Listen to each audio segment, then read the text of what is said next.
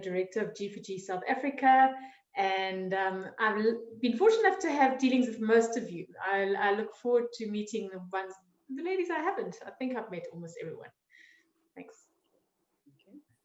Zarina? Hi, everyone. I'm Zarina. I was involved with the UP cohort that finished this past weekend, and I'm situated in Cape Town. Okay. Boipuso? Hi, everyone. I'm Buxo Machivo. I was coordinating the UJ cohort and mentoring at UP. And I also did Trevor Huddleston cohort. And now I think I want to go small. I'm interested in the small circles.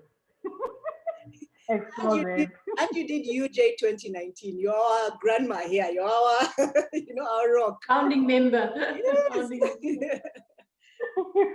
Huh? So actually, I don't think there's anyone who doesn't know Boipuso. I talk so much about you. So Boipuso is really the person who allowed us to enter South Africa, is the way I tend to describe her. Okay, so let's keep going down. Let's have Priscilla, and then Charity, and then Gloria.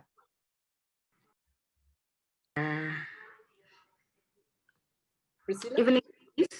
My name is Priscilla Malaza. I work at the University of Pretoria. I'm the G4G coordinator at UP. We completed or just finished our session 6 on Saturday the 3rd, which was a success, and we graduated 67 mentees. 7. And yes, 67. Wow. And Priscilla, I underreported. Okay. It's 67 mentees that graduated, and yes, I think you can never get enough of these sessions because you continue to learn more things every day. And yes, you talk about Boipuso a lot, Rita. We all know her. She's our Gogo, and Violet. I don't know what it is, but yeah, thank you so much. Okay. Who did I call next? I've even lost the track. I think it was Charity, then Gloria. Hello, Charity, yes. Hello, everyone. My name is Charity. I was part of the UP G4G cohort.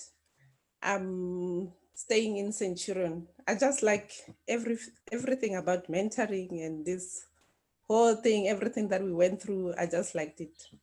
So yeah, I'm looking forward to being part of many more to come. Great. Gloria? Thank you. Thank you, Charity. Hi, good evening, everyone. My name is Gloria Mutibi. I'm based in Johannesburg, but work-wise, I'm at VUT. And this is where I'm planning to take the small cohort. I started with UJ and finished with UP last week. And I'm left with Asnat Mahapa Foundation. I think we have 3 sessions left to complete our cycle. Thank you. Yeah, Gloria has been phenomenally busy. She's one of those who, in the morning it was UP, afternoon was UJ. You came with a bang, eh? 3 cohorts. Like yes, I had to follow my 2 gogos, Val and Boipuso, as well as Rita. I don't know how I feel about being called a gogo. I'm sorry. Yeah, gogo status. Okay, so who is going next? I see Matete has entered the room. Grace. Okay, Matete, Grace, and then I think, yeah. Is there anyone else I've missed? Feroza. Karima. Oh, Feroza, yeah. Feroza Okay. and Karima. Yeah. Oh, okay. You guys go for it. Hi, I'm Matiti Madiba, attached to UP. I'm still full of gratitude. Yes, rain. We are still kind of enjoying the fever that we got, out of the 6 sessions, but specifically from the last one. And we are very happy how things went with the great support that we got. So we are looking forward to another cohort. And we will just have to trust the Lord for a good 2021. Thank you. Great. Okay. Who did I say next? I think Grace and then Feroza, right? Yes, hello, Grace, part of the UP Fantastic Up cohort. So yeah, so I guess we're still quite excited in that regard. It was quite a marathon, but quite a fulfilling marathon with my partner in crime, Feroza. So yeah, so we're here to just find out more information about setting up cohorts going forward, and just how we're going to go about doing it. Thanks. Cool. Feroza? So, hi, I'm Firoza. The code I was involved in was UP, was phenomenal experience, and I'm based in Cape Town. So, I really want to start my own cohort here in Cape Town. Looking forward to it. Excellent. Okay. Who hasn't gone other than Florence? And then I think she has dropped off. Karima. Me. Oh, Karima. You know, when you don't put on your picture, I can't see people. Okay, Karima, sorry. Go for it, Karima. Let me put on my picture. Hello. There you go. So nice to see you all. I'm Karima. I was with UJ and THMC and on the social media team. And for those of you that have been with me, you know that I'm always in my gown. So that's why my camera has been off because it's a cold day today. So yeah. Okay. But Karima, you were also part of THMC, no? THMC and THMC UJ. and UJ. Yeah. Yeah. Yeah. Yeah. Okay. Okay. Florence is not here. I've just sent her a note. Hopefully she'll log back on. Maybe she dropped off. But before she comes back, Florence is from G4G Uganda. She actually set up one of the first cohorts in, actually not one of, she set up the first cohort and the first circles in Uganda when G4G was really just a concept. And that story Ellen tells of when she asked who will work with me, and there were sisters who came with her. Florence is one of them. So Florence has experience running big cohorts. The first time I spoke at a cohort was for my high school, and she led it. They had, I think, close to 100 girls. So she has led big cohorts, but more recently she has started on the small cohorts. And I invited her because I think in South Africa, our experience is really with the larger cohorts. And I wanted her to come and share with us what are the nuances and what are the things you can expect and maybe not expect. Like there's a buzz you get out of UP because it's a big production. Yeah, there's music and there's this and that. But the smaller circles, we might need to manage, you know, kind of our expectations coming out of it. So when she joins, she'll introduce herself and she'll share, there she is, she's just coming in. She'll share some of her experiences. Okay, hi Florence. Hi, Rita. Hi man, we lost you for a bit. Yes. Yes. Something happened and my network just went down. But I'm here now. Okay, so Thankfully. you're the last person. We'll allow you to introduce yourself.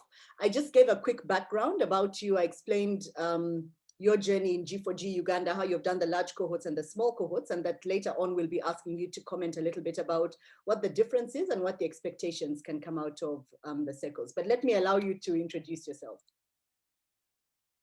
Okay. First of all, I'm really excited to interact with people all the way from Cape Town. I'm really traveling very fast, Joburg, and so many other provinces. Oh God, it's so exciting. So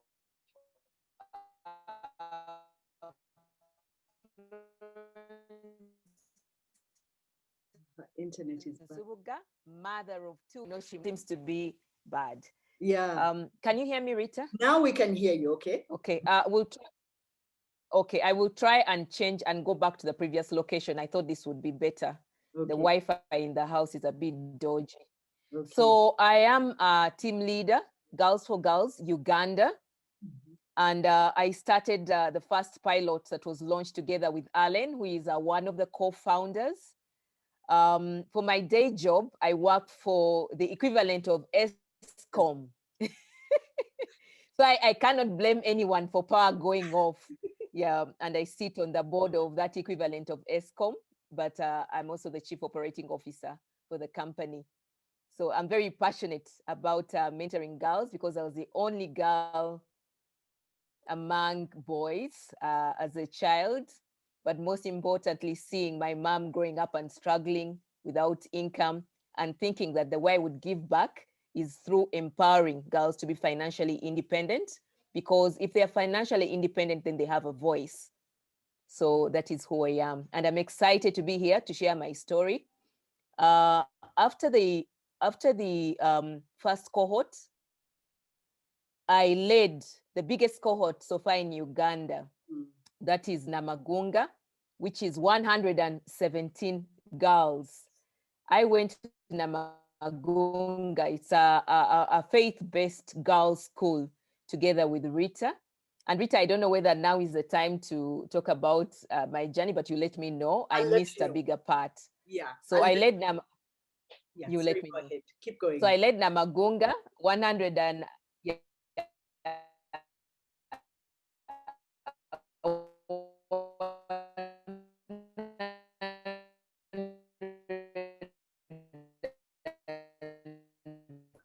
this is tough. So Florence,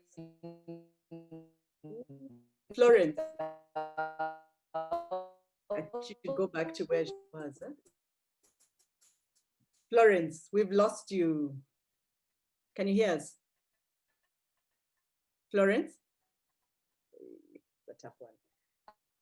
Florence, you might need to relocate to where you were before. Okay. Okay. And there are one being 5 girls. So go back now. Has she disappeared? She's gone. Okay. Maybe she'll come. Are you there, Florence? Okay, there you are. We kind of lost you. I don't know whether this spot is the best or whether the other one that you were talking about. Because you kind of like Rita, you can continue with the meeting. Let me try. I will join you shortly. Okay. I will join you. Give me 5 minutes. Okay, no problem. Okay. We've just been joined by Lilian Moremi. Hi, Lilian. Lilian, you're from Botswana, right? I think you're one of the speakers that we had at UP.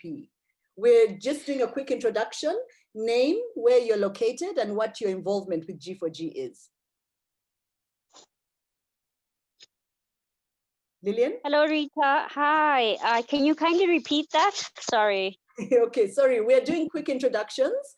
We're going around the room and we're saying who we are, where we're located, and what our engagement with G4G has been.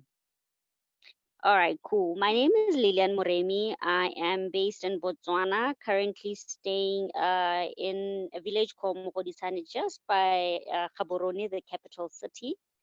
And my association with G4G, I actually knew about G4G for the first time when I came on board as an invited guest. And I really, really love the concept. And look, I think Botswana shouldn't miss out on this opportunity. And I really want to see how best to bring such an initiative to the country as well. So that's my interest with G4G. But I have a long-standing relationship working in different groups, but particularly, just advancing youth development with a keen interest on young women development. So we've done a lot of women empowerment programs around the country. And I love this G4G specifically for the reason that we do have the mentorship element. I really love how, the older generation meets with the younger generation to learn from each other. So I want to mobilize such an initiative in the country. Thank you, Rita. Okay, thank you so much. So we've already gone around the room,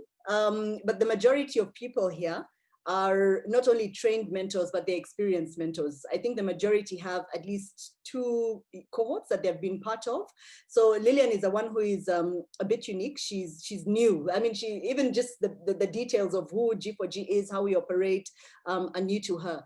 So I would say, Lilian, that you listen in, and if we need to stay on a little bit longer after this, I can stay on if Val has a bit more time, and maybe even Florence, we can stay a bit more time, because you might be talking about setting up G4G in Botswana.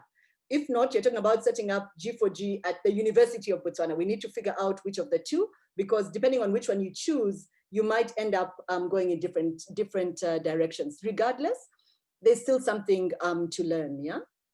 Okay, Florence, awesome. Back, right? Okay. Yes, Rita, I am back. Okay.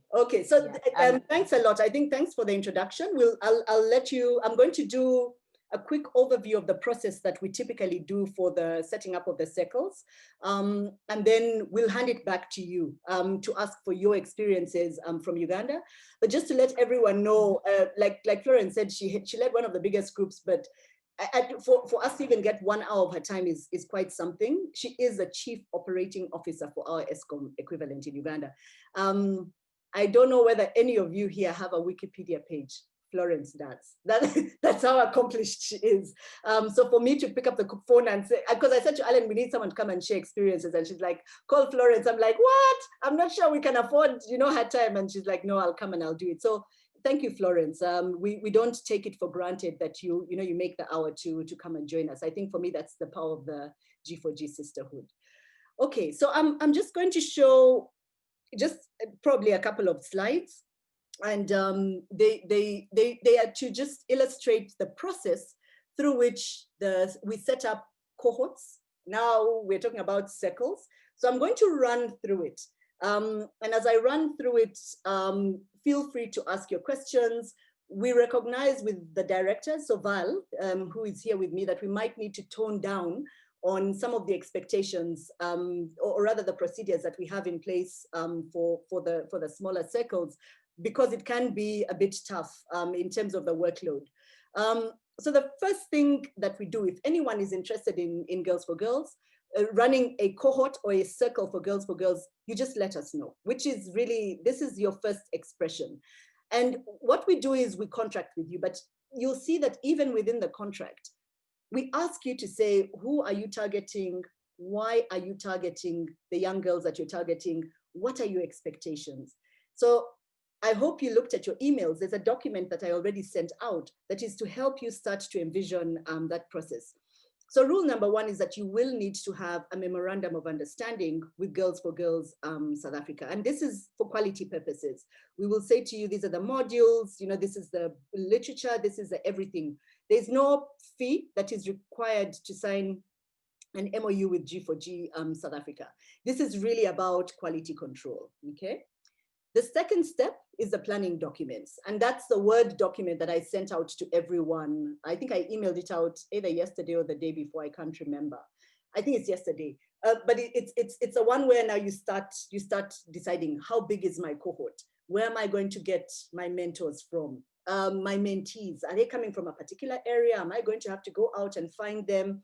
How am I going to fund the activities? So the document I sent out is more or less one talking about the online cohorts. There's a different document that we would share with you if we're talking about in-person cohorts. This stage, what we're saying to you is that we're not leaving you to walk on your own. We won't sign an MOU with you and say, okay, now you go and set yourself up. We've got a lot of tools. We've got work plans, we've got budgets, we've got all kinds of templates. And all of it is to really empower you to be able to really plan through the execution of your cohort. So everything you saw Priscilla and Matete doing this year, or everything you saw Boipuso doing at the University of Johannesburg, or what Val is doing at the Asnath Mahapa Foundation, there's a similar consistent approach. We always ask people to complete the documents, because in completing those documents, you're actually thinking through the details and how you're going to be running your cohort. So you're not on your own. We are always there to support you. And I think we always tell you, you tell us how much support to give you. In some instances, so for instance, Boipuso said, give us Kini, because she knew that Kini had executed so well in 2019 and knew the logistics. So Kini was added to the team, but we normally like to allow people to have their own relative independence so that you do things your way. And I'm hoping we actually, each cohort should have their own interpretation of what the G4G sessions look like. The standard, all we ask is that, we retain the technical materials and things like that. The rest, we're there to support you. The next thing one needs to do that takes up a bit of time is recruiting and managing the mentors. So there are one of two ways that can go about it. We normally help by registering anyone who wants to be a mentor at the start of the year. You're going to see that in December, we're going to send out a form requiring everyone who is interested to be a mentor in 2021. So it's regardless of whether you've been active in 2020. If you want to be active in 2021, you're going to have to re-register.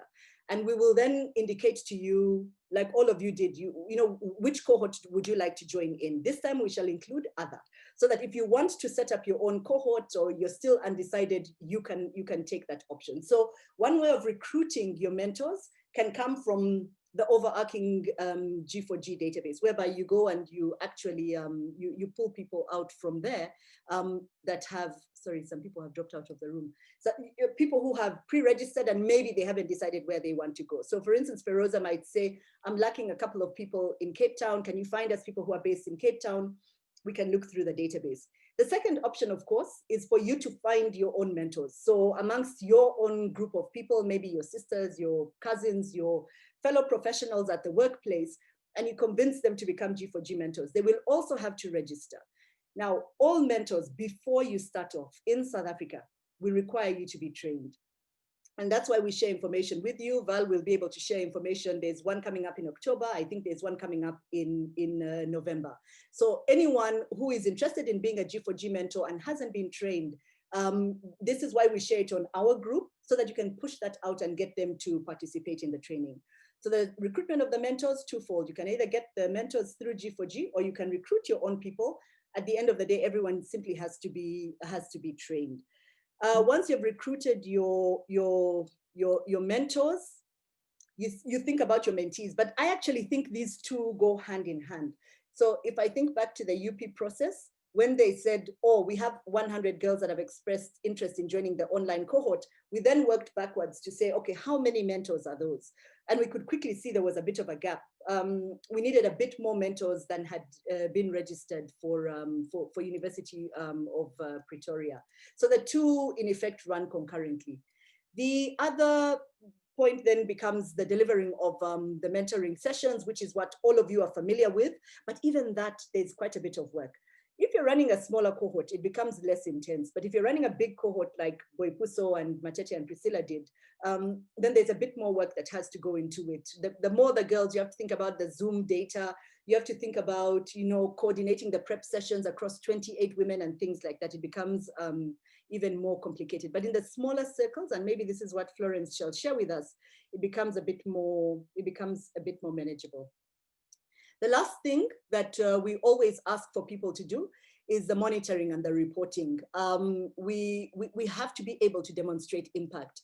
And I think one of the things South Africa is lauded for, Florence will tell you we're known for, is that we collect our data and we analyze our data. No one at any point in time can say how many girls have graduated and we can't tell you. But not only can we tell you the numbers, we can actually tell you the thoughts and the ideas that the girls have. We can tell you what they enjoy. Just today I was analyzing with my daughter some of the evaluation information we got from 2019. We have a lot of information. We collect it, but we don't just dump it, we use it. So this is an area we're going to have to figure out. Do we ask reporting to be done after every session, which is possible under a big cohort where you have a proper consolidated coordination team, or do we say for a small circle, let's only have 2 reports, maybe after the 3rd session and then after the 6th session.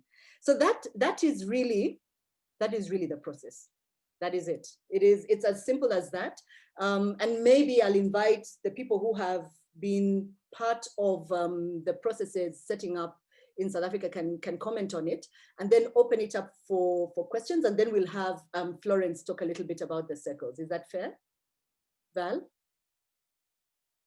You're on mute, sorry. I tried to get the button before you said that. So I think just in terms of both the mentees and the mentors, 2 very important things to consider. You want to keep your age groups within a certain range. You don't want to have mentees that are, you know, very, very young and much older, because it really doesn't matter when it comes to your circles. So try and keep your age groups like in a range of 5 to 6 years. We try and say like 15 to, well, we actually say 15 to 18, and then 18 to 21 or 18 to 24 at a stretch or older. And then the other thing, just in terms of your mentors, it's always good to have a mix of mentors, so that you have a mix in age, you have a mix in diversity, you have a mix in just, because whoever you are mentoring, you want them to be able to relate to different age groups and different styles and things like that. So try and mix that up a little bit.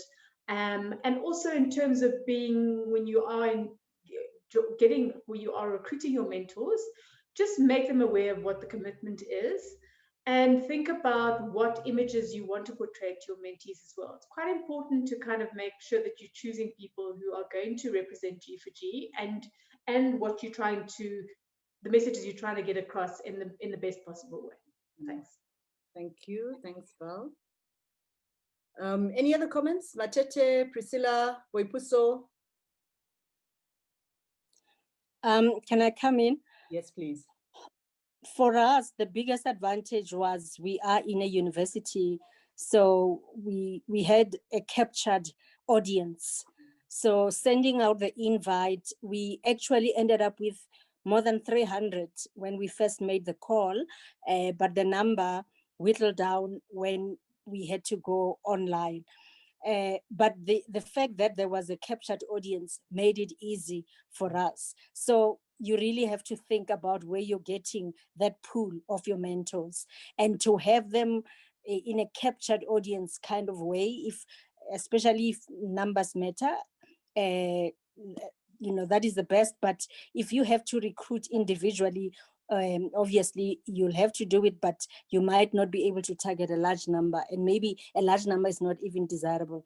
The second thing was in terms of mentors. I got it somewhere from the G4G sessions that I attended, or what I read, but somewhere.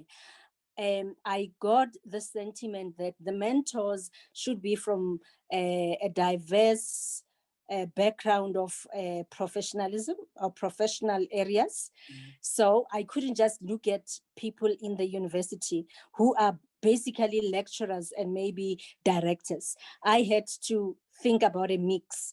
And secondly, there was something about these mentors should have a kind of a career track, so that they will have their personal stories to tell in terms of where they have been and where they are going as women. So those were the two main criteria that I had to consider when we recruited mentors, that indeed it must be various professional areas in and outside academia, corporate world and everywhere else, but also it must be women who have a story to tell in terms of their career endeavors. Thank you. Yeah, thank you. Okay. Boipuso, and then I'm going to invite Florence to share with us what her take is on the...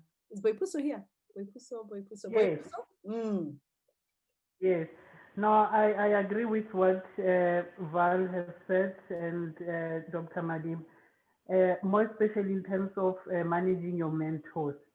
I think, Rita, you made it quite clear from the beginning that we really need to manage our mentors and mentees. And I think the present term made it clear that from the beginning, when you engage with your mentors and you go through each word, each letter, what the P stands for, the R stands for, then they start to internalize that and their commitment to the sessions, because you don't want tourist mentors. I used to laugh at it, but it's there. And you'll end up, especially if you have a big group, you'll end up with many mentees coming to sessions, but then today they see this mentor, tomorrow they see another mentor, which is not what we wanted. So from the beginning, we just said you need to be physically there, you need to commit, you need to also give an input, and that's why most of the time we will involve mentors in activities so that they also get to take part, and mentees can see we are one big family that is involved, not only one person is running the show. When you're not there, your mentors should be there, and they're the ones who will be running the WhatsApp group, engaging with mentees, preparing them for sessions, but they themselves have to be prepared. And I remember I had to discuss with myself first to say, in the group that we had after 3 sessions, then I looked at mentors that were active and mentors that registered for UJ but never participated in anything. And I decided we need to clean up the system. It was not easy, but I did it, and that's how we managed to have 6 successful sessions, and that's when people start taking you serious. So I had to write an email, WhatsApp messages indicating what the process will be, to say, you know, we need people who are committed. We understand you are committed somewhere else, but for now, I think after 3 sessions, we can't be having new people coming in, and we had to clean up the system. And I think people took it well. It was not a surprise because we prepared them. So I think you should not be afraid to act, to take some of the actions. You just need to be firm and also understanding at the same time, because sometimes committing to 3 cohorts in the beginning might be nice, but as soon as you realize, you know, what it takes to be in those, then you start flagging in another cohort. So it's just to be honest, to say, please, let's make sure that by session so we have mentors that are consistent, and it works for us. Yeah. No, thank you so much, Boipuso. We called it doing a Boipuso when you get sent out of the WhatsApp list because you're not present. The PRESENT that she's talking about, Boipuso lived it. She was for real about it. But I agree with all the ladies. The quality of your cohort or the quality of your circle depends a heck of a lot on your mentors and the coordination team. But your mentors are what set the tone. The day the girls walk into the room or join the virtual meeting and they feel they're here with organized, well-prepared women of worth, immediately it sets the tone above. And the mentors as well, we kind of motivate each other, because I'm like in the room with Florence and Val and, you know, and Boipuso, and I'm thinking to myself, I need to up my game. And I think that's how we've been able to get some very high quality delivery on the cohorts. So let me hand it over. Val, you want to say something, and then I'll hand it just over. one more thing, sorry. Just in terms of the training, when that we just said, in terms of South Africa, that we make it compulsory. You find many people say they have mentored, but there's a G4G way. And I think that you'll see that in the sessions. And when you have your mentors who've been trained in the G4G way, your circles and your cohorts are much stronger, because everyone is thinking along the same way, and everyone is also thinking about how they prep for the sessions. There's a way of doing things. It just works. So please, I mean, I can't emphasize that point enough in terms of making sure that your mentors are trained with G4G. Thanks. Yeah, no, that's a very important. In fact, some people come for the training more than once, because I mean, till today, I attend the trainings and I still learn, you know, new things and new ways of doing things. So I think it's always beneficial. But for us, I think our standard is simply, you're not going to be a mentor for G4G if you haven't been trained. Yeah. Okay, Florence, share with us. Tell us about the circles, because you've heard, you know, the experience is largely the large cohorts. In South Africa, we tend to be very structured, but I get the sense that the circles are somewhere between the structure and kind of like a closer-knit relationship. So just help us understand it. Okay. Very interesting. Rita, when you asked me to speak to the ladies about the circles, I was wondering what new you can tell South Africa, because I'm really very proud of South Africa. We have learned a lot from South Africa. You're so structured. We've learned quite a lot in terms of structuring our training, and the way you report your monitoring and evaluation, it's really second to none. And we have a long way to go. And we believe with your input, we'll be able to get to your standard. But in terms of my story, why small circles? As I indicated, I started with a big circle, Mount St. Mary's Namagunga, 117 girls. When we started with Mount St. Mary's Namagunga, it was our second circle to work with after the pilot. We were learning. We did not have training, mentorship training. So we were learning on the job. The ladies who are here, you're very fortunate. Most of you, when you joined, you probably had the opportunity to train. And I like the fact that you're insisting that the mentors go through the G4G training, because in my case, it was on the job. So it took a big toll on everybody. You can imagine we had over 20 mentors who had not trained at all. You have to put them together, walk them through the session on WhatsApp, and then the next day they are going to Namagunga. So it took a toll in terms of coordination, in terms of reporting. Everybody was just learning. I was so ambitious. When I saw the positive transformation in the girls, by the second cohort, the girls themselves had set up their own mentorship, Heart and Soul. And we could see them moving away from wanting to fight the administration initially to now providing solutions, wanting to mentor the people who are below them.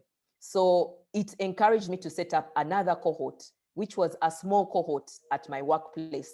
Now, that small cohort was 12 ladies, and the experience with that small cohort compared to the big one was quite something. So what I did in all this, I had the support of Alan. So basically, I didn't realize that with all this that I was doing, there was somebody strong, somebody who had worked, who had put together the literature, who was supporting me. So after when I put together Umeme, it was very, very difficult for me to coordinate, to put the information together. I first of all started with engaging the administration. I didn't do all the formal things that you're doing, signing a memorandum of understanding, but I did seek the permission of the head of HR. And after the first session, I got somebody to help me to coordinate. I realized that handling Namagunga, handling this small cohort, I wasn't able to do everything by myself. And that would lead to what one of the ladies indicated, where you have a member who is not present. Now, as a team leader, you can't afford to be absent. So I had to immediately get somebody to support me to do the coordination. So for those of us who wish to start up small cohorts, the same rigor in terms of organization, the structure, it works for the smaller circles. So when I got somebody to help me to coordinate, it was a lot easier. Now, these ladies were reporting into me. It was a subordinate boss relationship.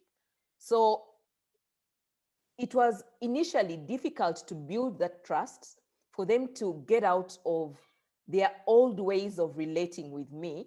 So if it is the kind of relationship that you're working with, the same principles that you're using with a big cohort in your first session, building that trust, creating that safe place where the ladies, if they are your colleagues and you're their boss, where they can comfortably share, is very important. So you start gaining that, building that trust, not just in the first session, but probably after courageous leadership, then they start getting comfortable. So that is very, very important. The other thing that I observed is that for the sessions where we didn't have somebody from outside, some of the girls started falling off. When we started, we were 12. For about 2 sessions, I lost about 2 girls. So for most of the sessions, I decided to bring in somebody from outside as a guest speaker, or to even support us to facilitate. Because as I indicated, I wasn't very confident in terms of the principles, the methodology. Much as I was doing it, I still I lacked confidence. I was doing it afraid.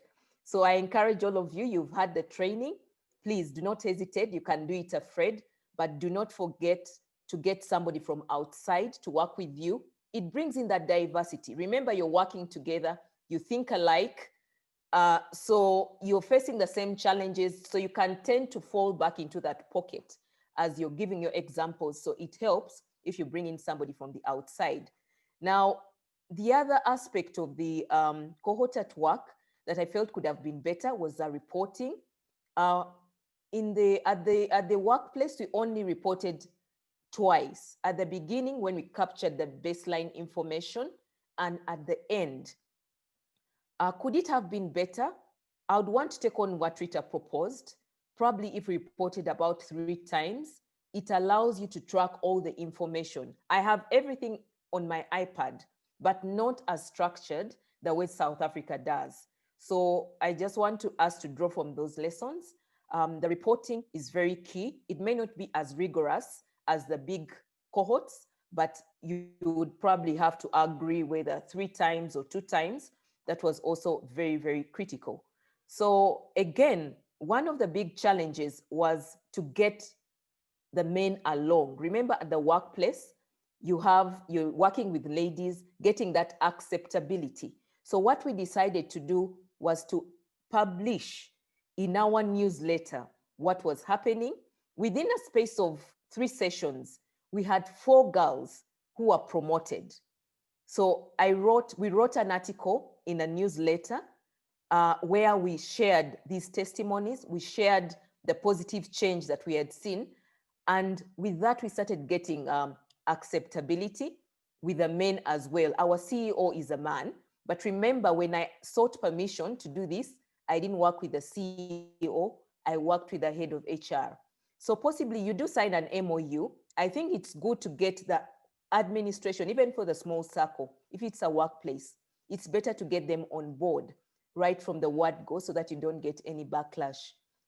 I'm glad to inform you that a second circle was birthed out of the first circle at my workplace, Umeme, which clearly demonstrates that the girls that we worked with, they gained the confidence, with 4 of them being promoted out of 12. That is about 30%. No, yeah, 30%, 40%, if I have my math right. I think 30%, which is a very, very, very positive number. And of the ones that we had in the first circle, 3 of them were mentors in the second circle. So the success rate gave me the confidence that actually the small circles work. But because I was working with Umeme concurrently with Namagunga, it took a toll on me. I couldn't afford to miss a session at Namagunga because I was the team leader. Neither could I afford to miss a session at Umeme. I've heard many of you are working in 3 circles or 4 circles and the big circles.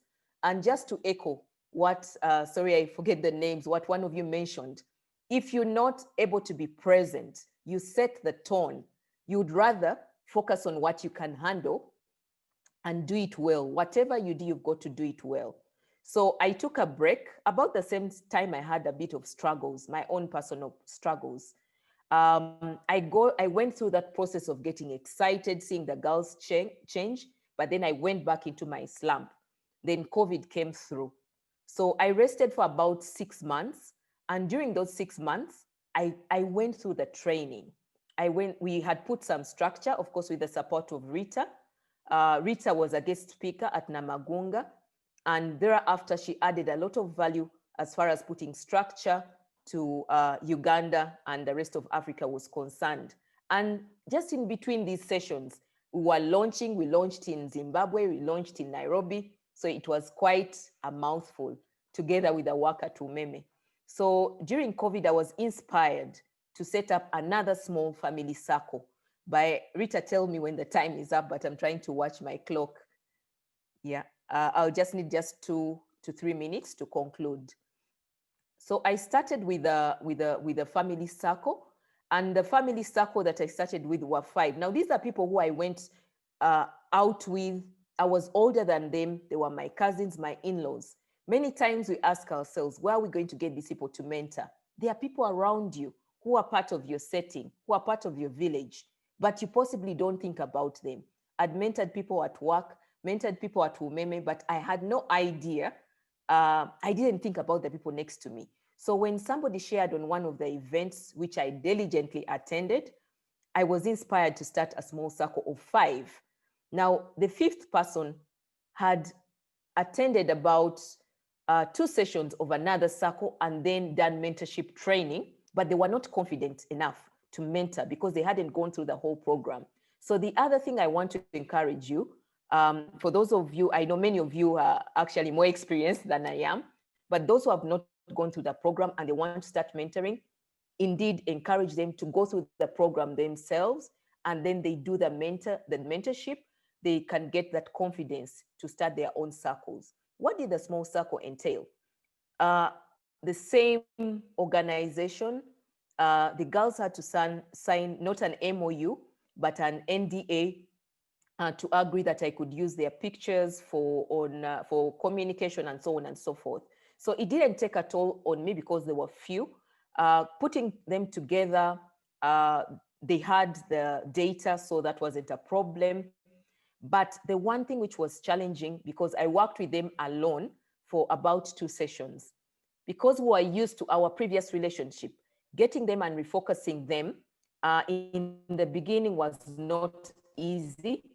One of them came without having done the homework, and because you talk, you laugh.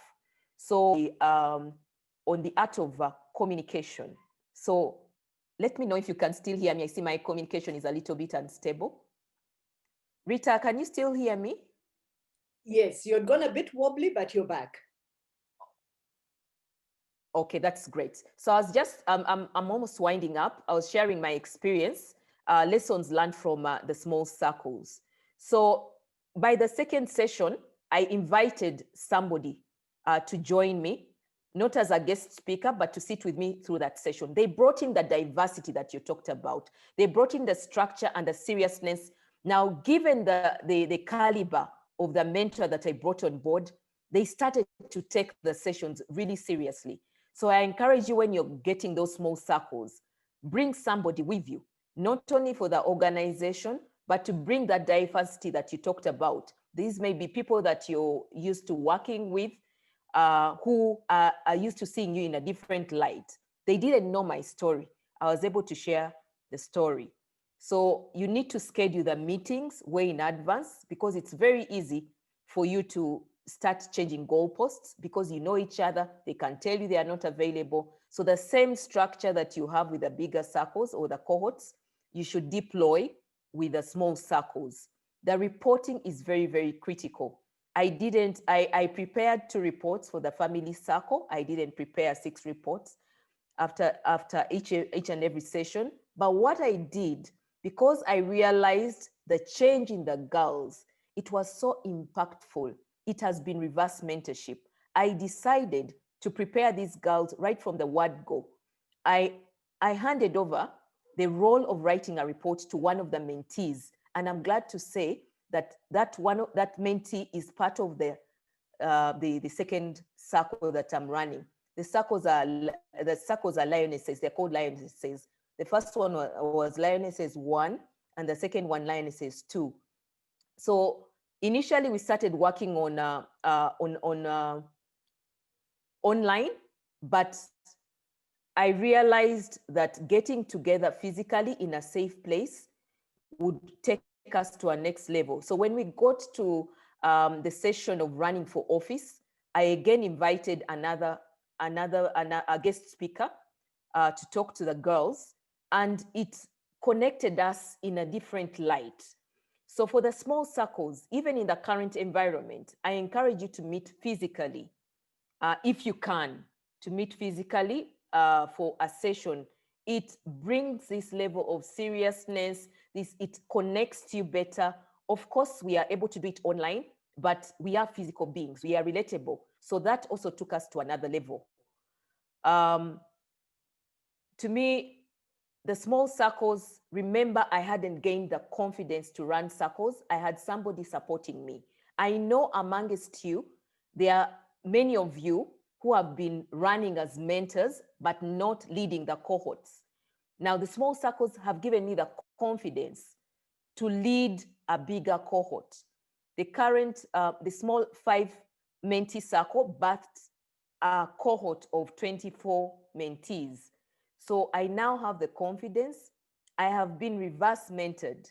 The issues that I was going through, they were kind of like, I gained that confidence. I had that imposter syndrome where I felt I wasn't good enough. So by seeing these girls transition and change session after session, I also got an opportunity to link them up with Nairobi, and the diversity was really real, and it brought a lot of learnings to them. So that change gave me the confidence, to the extent that I saw how much I had impacted the girls. And right now I can run a circle of 200 mentees. So I want to encourage you, those of us who are kind of worried about starting a small circle, where am I going to find mentors, or even those who have been working with cohort leaders, but tagging along as mentors and have not started your own circles. The small circles also add value in terms of building the numbers, but also impact. They are impactful, they are intimate, and the success rate in terms of being able to get more mentors out of mentees, from my experience, has been really good. Lionesses 1 birthed 50% mentors in Lionesses 2. From what I'm seeing in Lionesses 3, we've only done 2 sessions, but I believe we'll get more mentors out of Lionesses 3. Yeah, wow.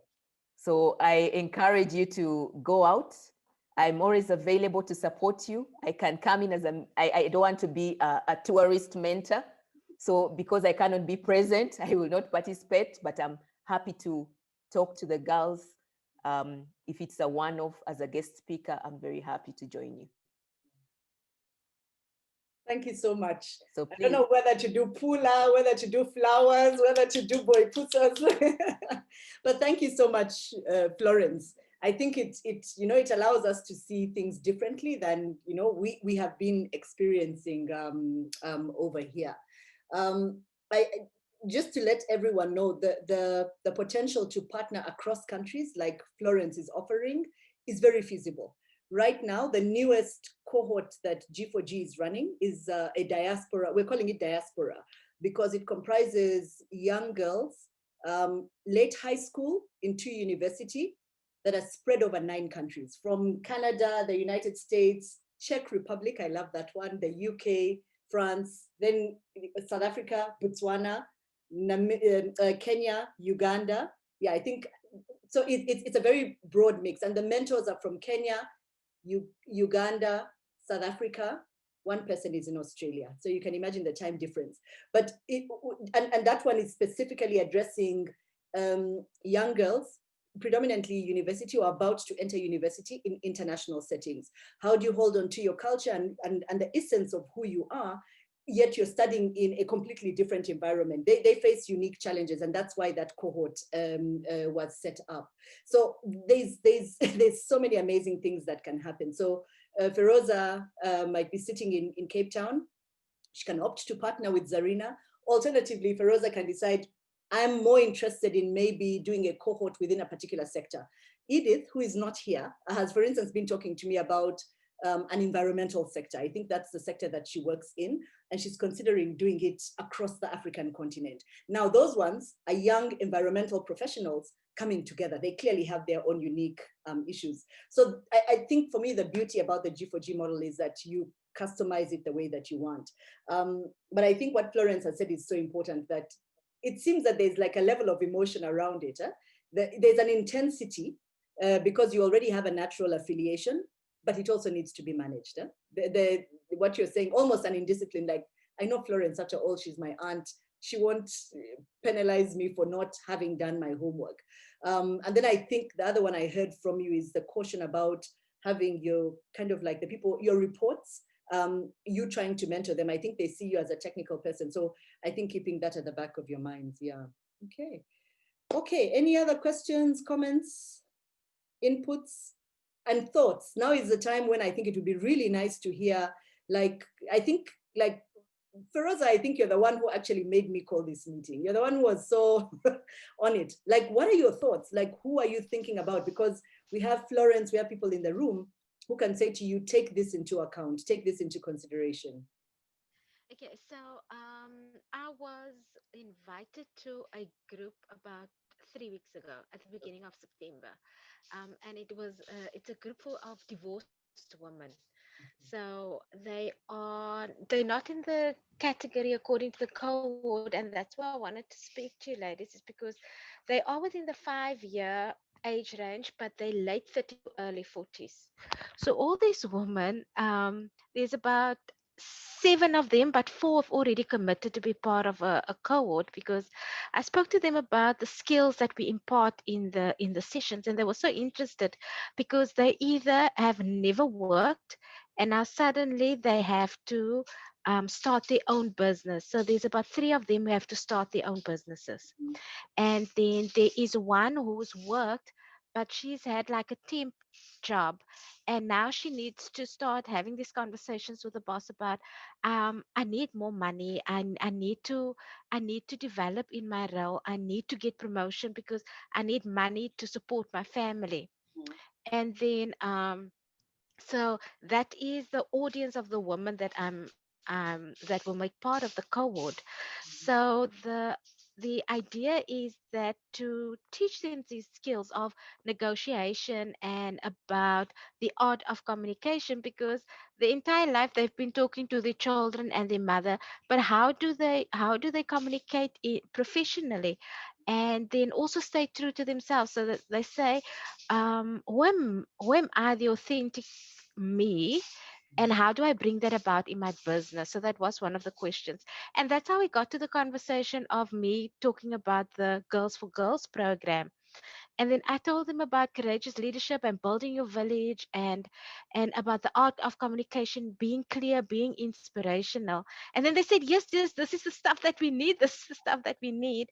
And you'd think that it's young women that need this, but older generation women also need these skills, because they practically starting out like the young ladies that we just mentored, going into the workplace, having to promote their businesses, they're having to take charge of their finances in a way that they haven't had to before, and having to engage with people to be able to so they actually want empowerment. That's basically what they need.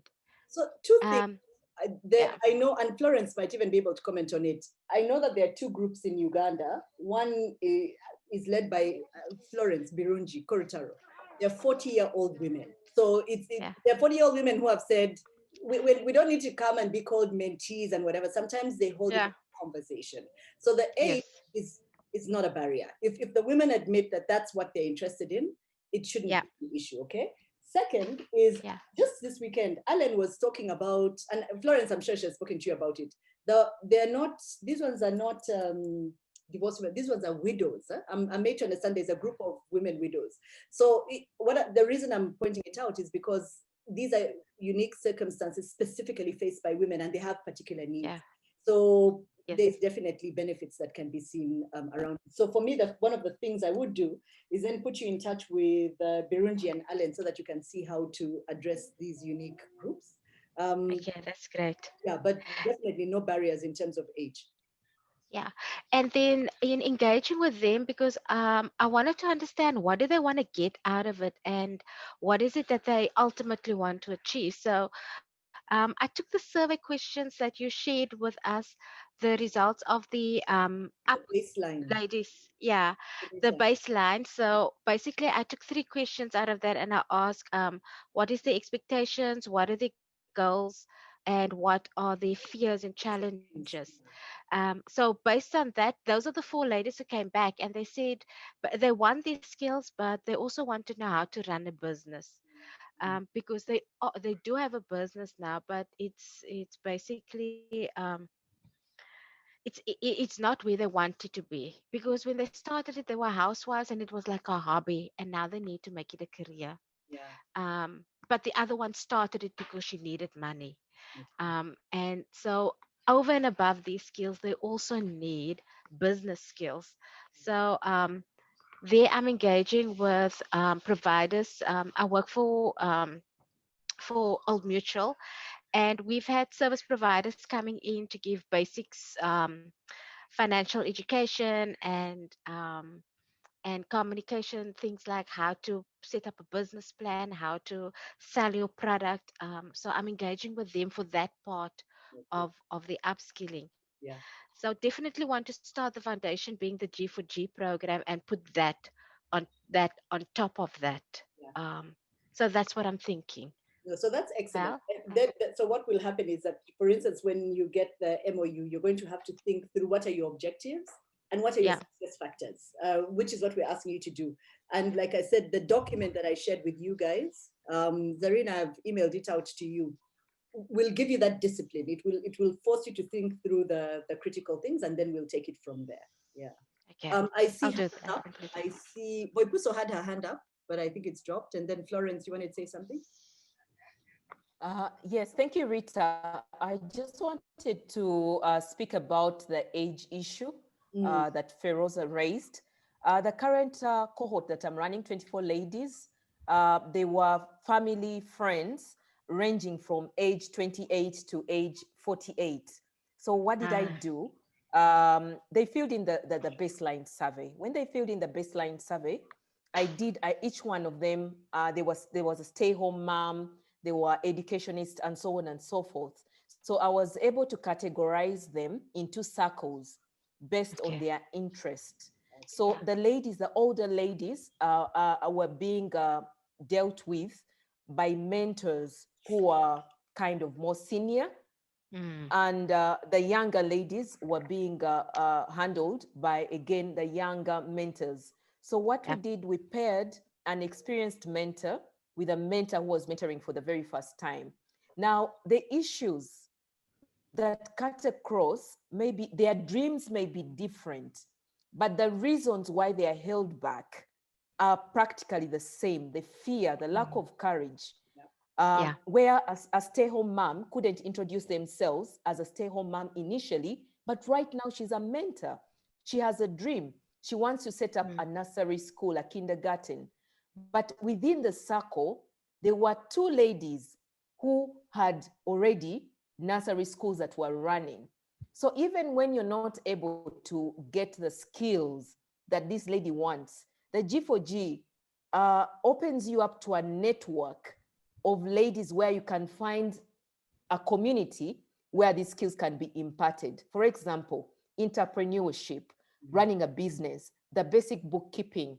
There is a group that we are putting together right now, a cohort that basically looks at women entrepreneurs, and that is what they do on a day-to-day. Now, we have had ladies who have been asking for these skills. So as that circle is running, so we build, they go through the mentorship program.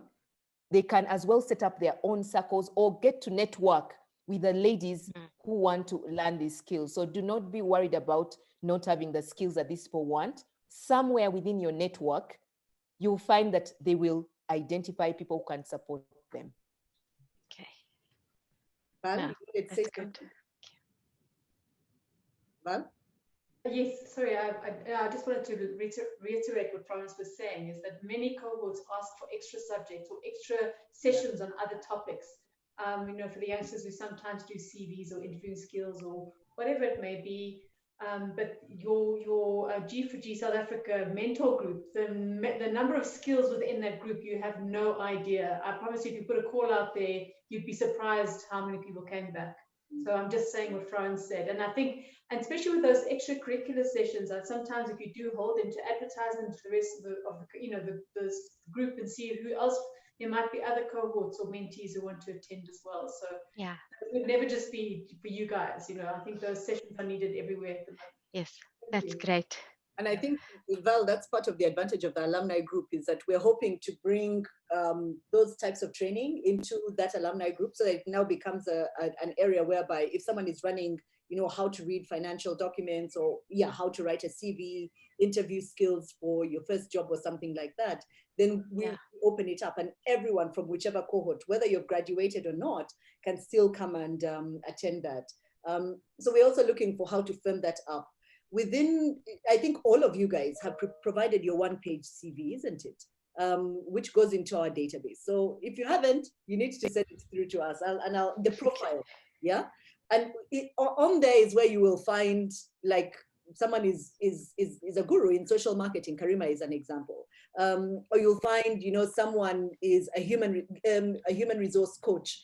Elaine in Pulo is an example.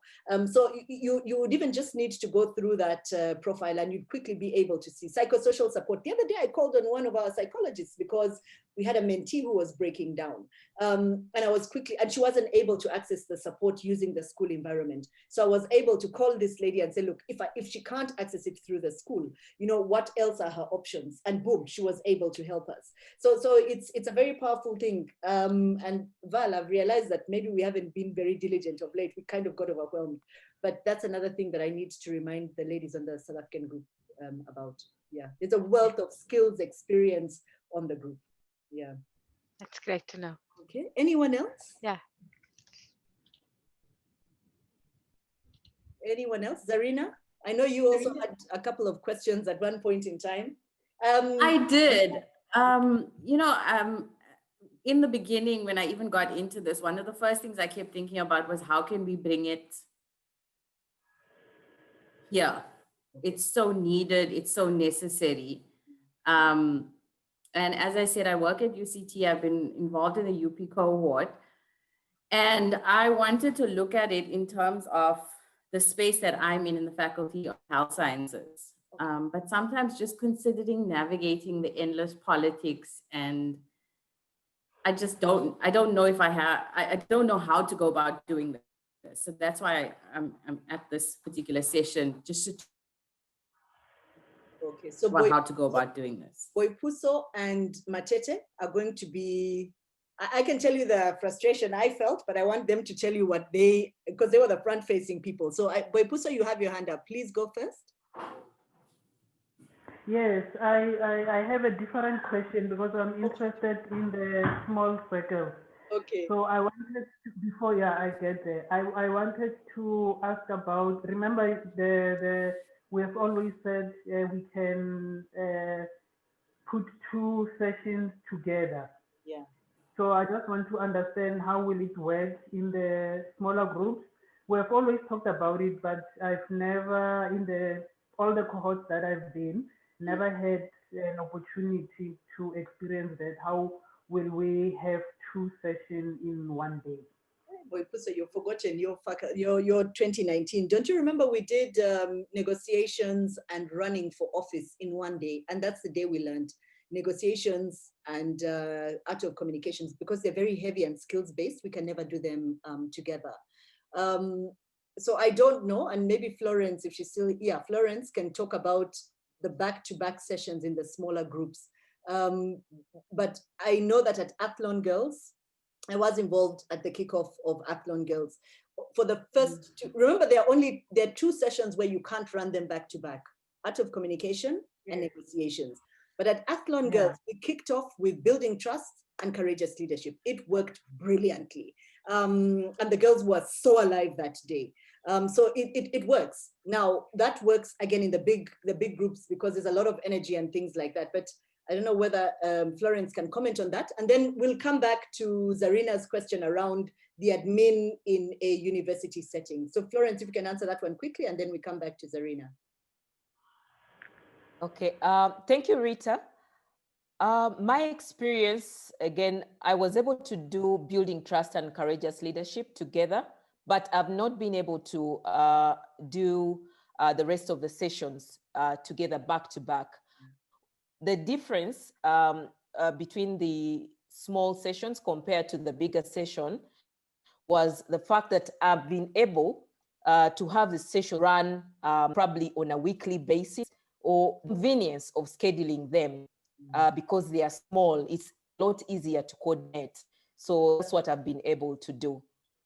So I can run a session every week or every 2 weeks, or when it's so easy to flex the timing sessions. So that's my experience. Rita, did you want me to answer? No, I'm going to, or it's specifically to your. I think, Zarina. So the thing about the universities, you need to figure out your politics, is what I say. I'll tell you G4G's experience. At UJ, we dealt with Boipuso, who brought us in through, and I thought you'd talk about it. It's her personal, it's a project that she had a personal mandate for under her department. So the contract with UJ is actually with Boipuso in her capacity of her office at, for example, the at the social, Boipuso, it's social work, right? Yeah, social work and community development. Right. And you do that as a project that you're committed to doing every year. You're supposed to pick a community project, right? In your position as a lecturer at the university. And then I registered it with our community engagement unit, where lecturers register their community activities. And that's why I got the support in terms of transport and then printing the material. Because we thought, and this year we tried going through the university institution, the university to come on board. We went to the transformation unit, and Rita will tell you things didn't. And I decided we will still pursue it, but then it will still continue as my community engagement project, unlike UP, where they initially had the support of the vice chancellor. Yeah.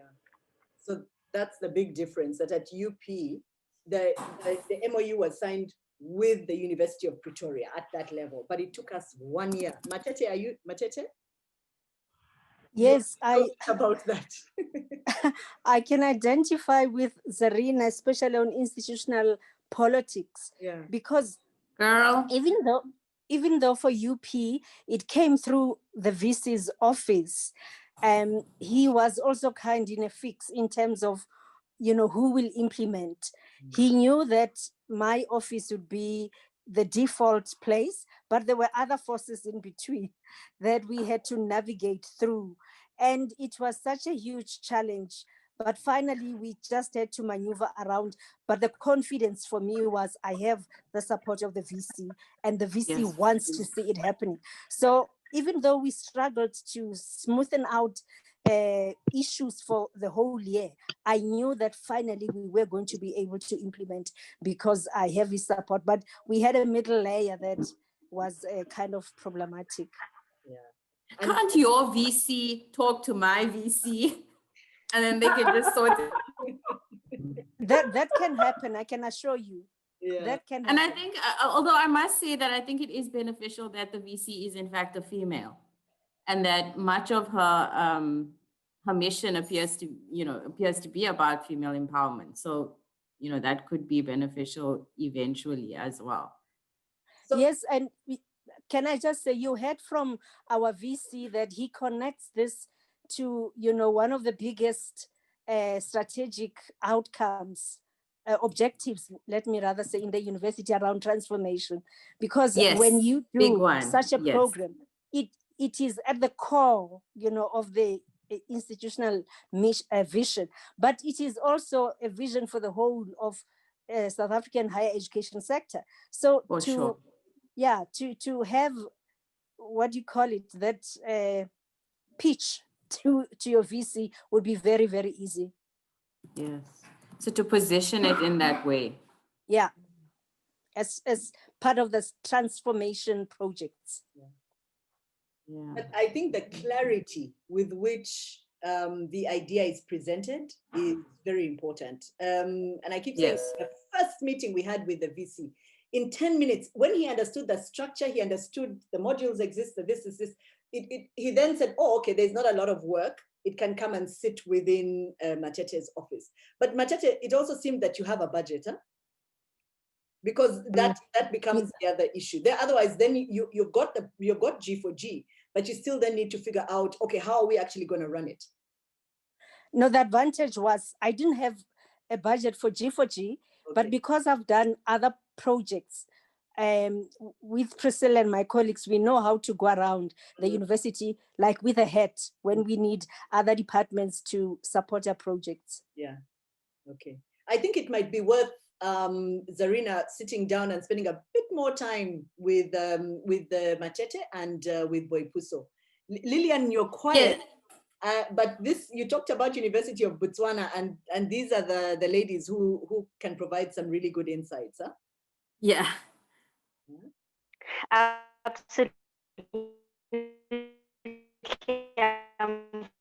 Following the conversation, and I've had a bit of a chat with Priscilla as maybe just because I want to start with the University of Botswana, but I want to be very sure in terms of, the logistics, how the program runs and all of that. So I still have to appreciate that. So I'll either touch base with you, Rita, or Matete, if that's okay, or anybody else that you can suggest that I do touch base with. Yes, Lillian, for you, I would encourage you to please try and join the October training that's coming up, because you do still need to understand G4G in its entirety. And then I think after that, we do need to have the discussion as to whether you want to establish G4G in Botswana, which is another whole ball game, because it's about setting up the entity formally, officially, bank accounts. It's another whole thing. Or just running a cohort at the university.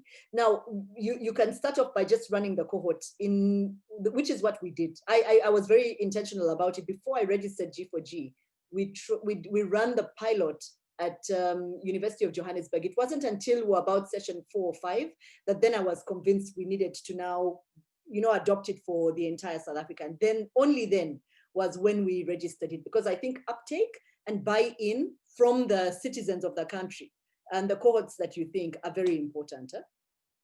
But I'm happy to have a long chat with you offline so that I can share my experience for bringing it to South Africa.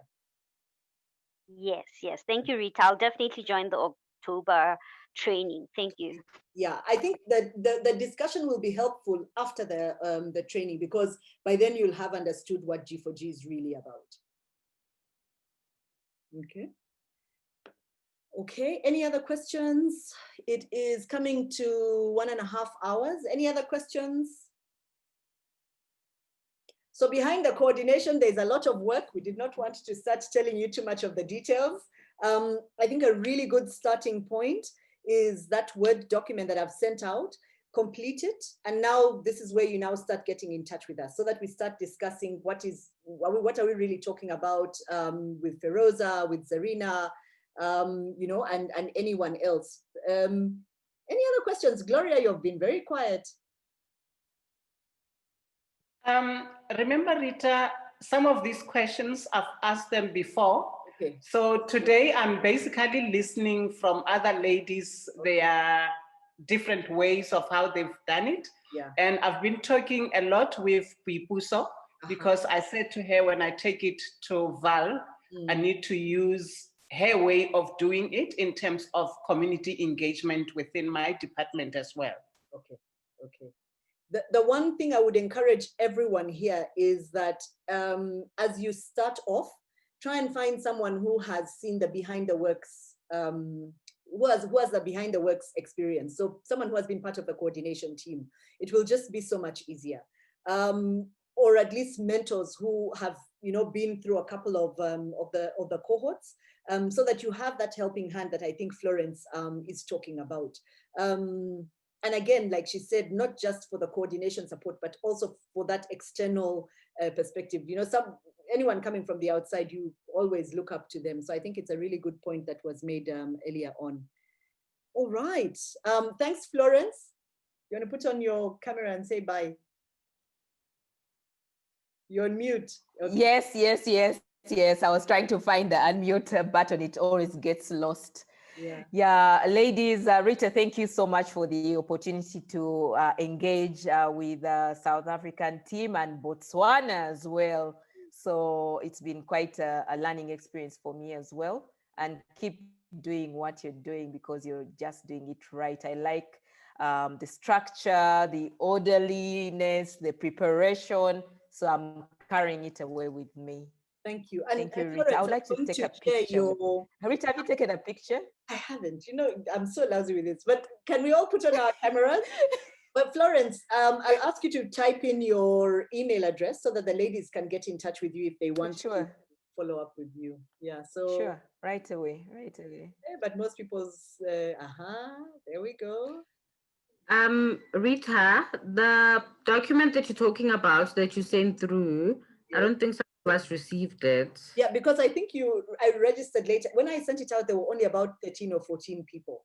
So I'll send it out. Priscilla, I'll share it with. It's the planning document that I'll share it with you again. Okay. Yeah. Thank you. Anyone who hasn't received it, just let me know and I'll shoot it out. I just shot it out to Zarina. Florence, thank you so much. Thanks a million. You're very welcome. You put your email address down so that, thank you so much. That's perfect. Thank you. Okay. All right. Bye-bye. Enjoy and good luck with all the new small circles. We'll be writing reports and flowers to you, Rita. Take care. Sure. Bye-bye. Okay, bye. Okay. Okay, so I see Lillian wants the document. Okay. So if there are no more questions, then I think we can call it quits. And I would say complete that document, send it through to us, to the RSA G4G email address. But please also copy R. Motlana, because I don't always look at that email. Although I know Val and Kini do. I'm about to go into exam, so I'm about to like zone out. And then we'll see how to take it forward. But we're really encouraging you, and thank you so much for your interest in taking G4G and paying it forward, like Zainab likes to say, from one of our other cohorts. Yeah. Okay. Just one question, Rita. I got the document for the online. Is it different to the one that's face to face? Yeah. So face to face is slightly different. There's a bit more logistics. So you have to think about things like transport. You need to think about things like venue. You need to think about things like PowerPoint. I used to live here. I actually have boxes, you know, those big plastic boxes, which has my speaker. It has all kinds of things. You have to carry your laptop, because literally you go and you set up. So there's a bit more to think about. I think it's costlier, Val. I'm right, yeah? It's costlier, yeah, because we used to buy food. Actually, we would do breakfast and then we would do lunch, because we realized sometimes the girls come hungry. You know, and then we had transport. Boipuso and community development were awesome. They managed to negotiate for it to be free, but there were times when the girls would miss the bus. We would be ordering for Ubers and that type of thing. There's a bit more coordination that's required over there. So that's why Kinelwe is very famous, because she was always the one like, where are you? Okay, I'll send you an Uber. Both the mentees and the mentors, even the mentors get lost, like, where am I coming to? It's that needs a bigger coordination team. I just find the online sessions are a bit more seamless, but truthfully, any day I would hold an in-person session than an online session. The energy and the magic is banan. Yeah, they're wonderful. Yeah. So I'll send you the if you're considering the in-person, I'll send you that checklist as well. Yeah. Sorry, Bopuso wanted to say something. Bopuso? No, Rita said it. I was going to say the refreshment, you know, the N. I remember I had to turn back to get an N because and the bucket and it was quite an experience. Yeah, quite something. Yeah, but lovely. Yeah. Okay, so if there are no other questions, we remain available. For me, the kickoff is going to be send us that completed form, and then we chat the way forward. Because in that form, it's going to say, when do you want to start? Then we know we have to sign the MOU on this date, and then you know you're going to start having your checklist. There are more detailed checklists when you're running the actual session itself. We don't want to overwhelm you. Right now, we are still thinking the big picture, right, Val? Yeah. Okay. Cool. Thank you so much, ladies. Lovely talking to all of you. Have a fantastic week going forward. Thank you, Rita. Thank you, everyone.